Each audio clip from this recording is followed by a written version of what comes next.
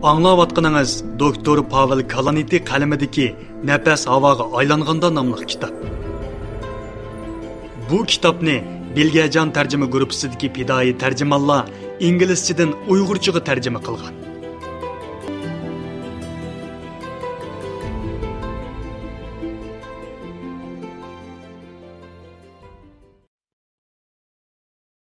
Birinchi qism. Sağlam vaqtlarimda o'zimning doktor bo'lmaydiganimga cheksiz ishnatdim. Uyimizning yenidagi taqir to'pilikda rahatlanib optopsinib yotgan yiliq kuni, uyimizdagi boshqa urug' tuqqanlarimizga o'xshash doktorlik qiladigan tag'am mendan kelgusida nima ish qilish orzuim borligini so'rdi. Lekin pat arda oliy maktabga berish oldida turgan men aniq javob bermadim. Agar meni zada javob berishga qistagan bo'lsa, yozg'uchi deb javob berishim mumkin edi. Rastımni desem, mushu vaqt bo'lganda ondan kelgusim to'g'riliq o'ylashish bir kulkilik ish. Yana bir qancha haftadan keyin Arizona shtatidagi bu kichik bozordan ayrilatdim. Menda qilchimi cho'ng ishlarni tavirtib baldoq yuqori o'rlaydigan hissiyat yo'q edi. Aksicha, o'zimni xuddi o'z orbitasidan ayrilib, notunish, ammo yulduzlar chaqnab turgan yangi bir koinotga otlanish oldida turgan, sho'qchib turgan elektronga o'xshaydigandek his qilatdim.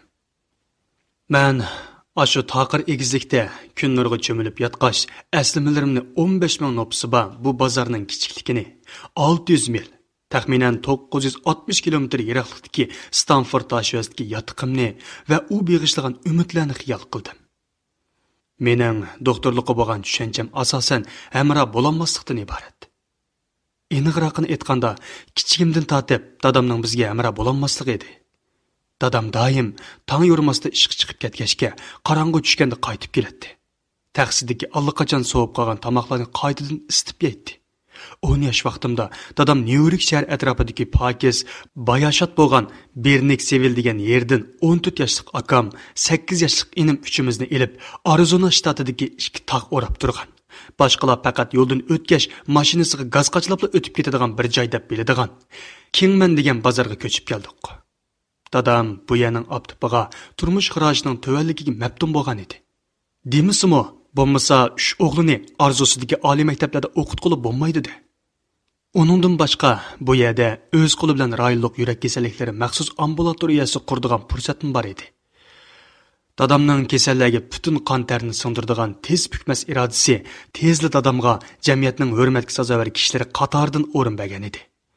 Biz dadamni faqat xeli kash bo'lgan vaqtlarda yoki hatto oxirida ko'ralaydik. Bundaq chaqlarda dadam bizga otalarcha mehribonlik bilan, ba'zida qattiq buyruqlari bilan tarbiya qiladi. Doim bizni quchoqlab, mang'zimizga so'yib turib, "Bolarim, birinchi bo'lish noyidimi oson. Avval kim birinchi bo'ldi deb shuni topamiz. Ondan uningdan bir yuqori nomer olsaqli bo'ldi", deydi. Dadam o'z ko'ngilda o'zim bilan ma'lum kelishim hosil qilgandek qiladi. Onunchi bo'lganda ota bo'lishmi meg'izlik bo'lsa bo'ladi. Qisqa meg'izlik, ammo samimiy bo'lsa, tamoman boshqa dadlarning qilgani bilan tang o'rinda turadi. Mening his qilganim shuki, agar mushulola doktor bo'lishning badali bo'ladigan bo'lsa, bu badal intayin zo'r ekan.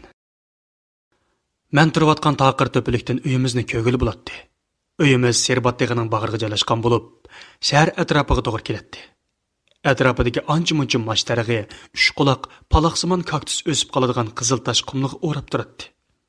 Bu yerda chang to'zon xuddi arvoqdek tuyuqsiz paydo bo'lib, ko'z oldimizdagi hammani xaralashtirib, yana qumliqning ko'z yetkisiz yerlarda tuyuqsiz g'oyib bo'ladi.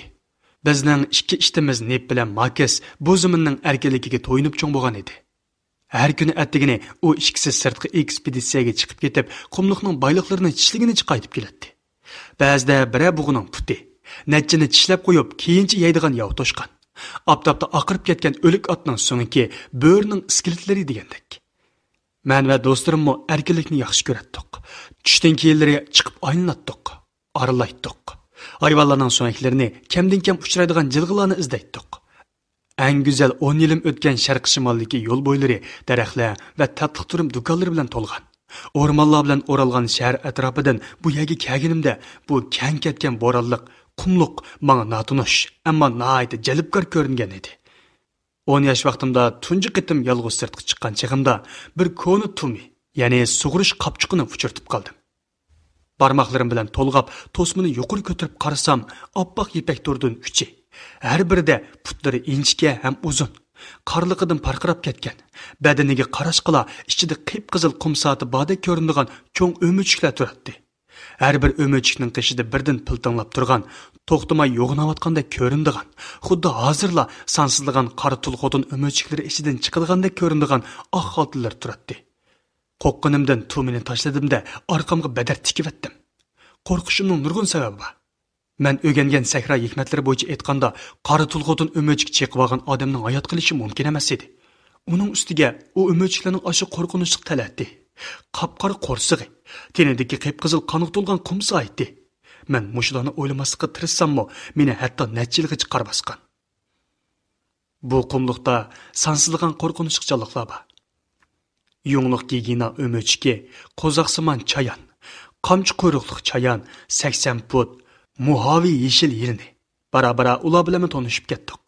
Hatto qo'rqmasli bo'lib, do'stlarim bilan davomli tuktuk gigina o'mechiki uchrab qolsa, cho'mili tutib kelib, o'mechik o'zining qishig'i tashlab o'ynaydigan bo'lib ketdik. Bechara cho'mili qo'rqib kechayotgan paytlarda o'mechikning o'ziga tutashgan ipakka o'xshash to'ri qattiq titraydi. O'mechik o'zidan etilib chiqib, cho'milning gilidini oladi. Biz bundaq hayajonli ko'rinishlarni ko'rishga intizor edik. Sahra haqiqatlari mening nazarimda shahardagi afsonalarga o'xshash o'ringa ega edi. Men dastlab anglagan sahra haqiqatlari qumliqchanliqlarga shahar afsonalaridagi jin shayotullardek qudratli sehriy kuch beg'ishlagan edi. Faqat qumliqda bir mezgil yashagandan keyinla ondan ba'zi gaplarning faqat odam qo'rqitish uchun qilinganligini bayqadim. Masalan, bug'u munguzlik to'shqan afsonasi xuddi rostdekla. Lekin bu kishilar qasddan o'ydirib chiqargan, shaharliklarni qo'rqitib, o'zini xushal qilib o'ynaydigan chaqchig'i xolos. Bir qitim men 1 soat vaqtimni sarf qilib, vatildab Berlindan kelgan o'quvchilarga kaktus darg'ining ichida bir xil yavoyi bo'rining borlig'ini, 10 metrcha yiroqqa sakrab o'g'a, dal mushundaq girmonlarga o'xshash o'g'larga tuyuqsiz hujum qiladiganligini so'zlab bergan edim. Amaliyotda hech kim shu palakka taqashgan chang to'zonning keyinda qanday sirlarning borlig'ini bilmaydi. Sahra hikmatlarida qanchalik kulgulik so'zlar bo'lsa, yana shunchalik ishonchlik so'zlarmi bor edi. Masalan, oyoq kiyishdan burun cho'qim oyoqning ichida chayonba yo'qlikqa qarab o'tish kerak. Bu anglamoqqa jonni qo'g'daydigan yaxshi odat. 16 yoshimdan boshlab inim Jivonni mashina bilan maktabiga olib qo'yatdim. Bir kuni saharda har kundagiga o'xshash kechikib qolay degan edim. Jivan tag'irsizlarcha koridorda saqlag'ach, mening misildishim tufayli darsdan tushganda yana bir qitim ilmiy mudiri ishxonasida topshiriq ishlashga qilishni xohlamaydiganligini aytib, tezroq bo'lishimni vaqirab turib o'tinayotdi. Men yugurgunimcha palampaydan tushib, eshikni tepib ichib, sirtqa chiqibla, eshik tuvida muydab yotgan odam bo'yi keladigan shaldiroq quyruq yilonni dastlab sog'ili qil qopdiman. Yezi turmushidagi yana bir savoq shuki, agar siz bir shaldiroq quyruqli yilonni bosog'ingizda ehtiyotlikdan o'ldirib qo'ysangizlar, yilonning balavoqisi yoki jupti darhol paydo bo'lib, bosog'ingizni mangulik uqibli yotadi-da, sizdan xuddi ovi gerandilning opsi mendan o'ch olgandek o'ch oladi. Shuning bilan Jivan bilan ikkimiz utqunimizga gurjak, uttirg'inimizga qilin qo'lqop bilan ko'ni yostiq qepib chiqilganga deyishib chaktatdik. Qaldis komediyalik lapardan keyin Arantasda yilonni yostiq qepiga soladik. Ondan men olimpik tanarkat musobaqasidagi zanjirlik cho'yin top mayirdak bir cho'rib qo'limdagi yostiq qepiga solib olgan narsani cho'llikka tashlag'ach, tushdan keyinlarda kelib yostiq qepini ep ketmasam, opamning gapiga qanmaydiganlarni o'ylab ulgurdim.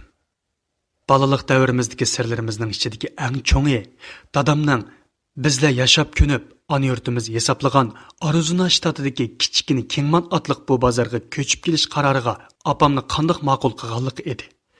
Dadam opamlar ep qechib to'y qilishganlarni hisoblanatdi. Ularning muhabbatini yer sharlashgan desak ortiq ketmaydi. Nyu-Yorkdan Hindistondan janubiga tutashgan muhabbat Arizonaga kelib yildiz tatgan. Lekin dadam xristian, opam bo'lsa hindi. Ularning bu muhabbati ikkala oilaning qattiq qarshilishiga uchragan edi. Oddiysi cho'ng opam, ya'ni opamning opasi azalda mening Pavel degan ismimni e'tirof qilib boqmagan. Meni Sunday Her degan ismim bilan chaqiradi. Bu ishmi oilamizga bir muncha azarlarni ep kelgan edi. Lekin bu qatma-qat qiyinchiliklarni yengan opam bechora bu yerda bir umr yilondan kelgan vahimiy ishchidil o'tadi. U yılandan shunchalik qo'rqatdiki, kichik bo'lsin, o'moq bo'lsin, oddiysi qat'iy chaqmaydigan qizil yılanni ko'rsimi cherqirab tashlaydi-da, eshikni taqab, o'ziga eng yaqin, eng cho'ng ko'ringan pichoq, paltolar bilan qo'rallanadi. Yılan apamning uzun yillik tashvishi bo'lg'ini bilan ballarning kelgusi uning eng cho'ng g'emi edi. Biz bu yerga ko'chib kelguncha cho'ng akam Suman ko'pincha o'quvchilar dangliq oliy maktablarga o'tadigan Westchester noyasida o'rta maktabni bitkazishga oz qolgan edi. U biz Kingmanga kelib uzun o'tmaylar Stanford universitetiga qabul qilinib, uydan ayrilib o'qishga ketdi.